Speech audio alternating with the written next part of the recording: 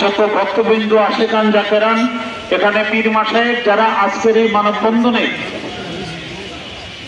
আপনারা একাত্র হয়েছেন, আমাদের পক্ষ থেকে আপনাদের সবাইকে ভালোবাসা জানাই এবং সালাম জানাই। আসসালামু আলাইকুম ওয়া রাহমাতুল্লাহি ওয়া বারাকাতুহু। এখানে পীর মাশায়েখ, পাগল মাস্তান, শিল্পী সবাই আমরা উপস্থিত হয়েছি, অনেক লোকজন এসেছে। আমাদের আজকের যে মানববন্ধনটা এটা অতীতের মতো নয়।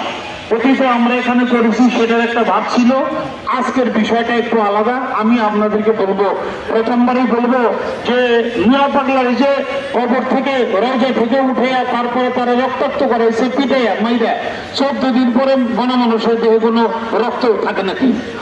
থাকার কথা না, কিন্তু তার ভিতরে রক্ত ছিল। তার অর্থই আল ওলি আল্লাহ মতো আল্লাহ ওলিরা মরে। এটার প্রমাণ এটা দিয়ে গেছে মিয়া পাগলা। সারা বিশ্ব মিয়া পাগলাকে চিনতো না, কিন্তু এরা মিয়া পাগলাকে সারা বিশ্ব দিয়ে ছিনিয়ে দিছে, তার একটা পরিচিতি করে দিছে। আমার নবী করিম সাল্লাল্লাহু আলাইহি সাল্লামের বিরুদ্ধে যদি আবু জেহেল না থাকতো তাহলে হয়তোবা এই সভ্যতা না করলে এত তাড়াতাড়ি নবী ও তার ধর্মে এত তাড়াতাড়ি প্রচার প্রসারটা হইতো না, কম হইতো।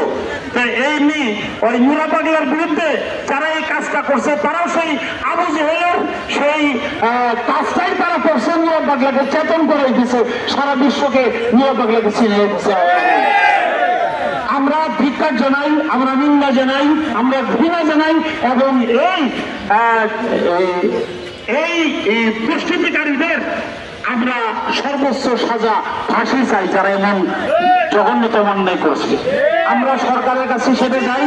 আর আমরা আজকে সারা বাংলাদেশের যে মাজারগুলো ভাঙছে সেই মাজারগুলো সরকারের কাছে জোর দাবি জানাই, সেই মাজারগুলো যেন সরকার অন্তত শুরু করে দেখা যায় যে আমরা ওলি আল্লাহদের মাজারগুলো নতুন করে আমরা করা শুরুটা করছি।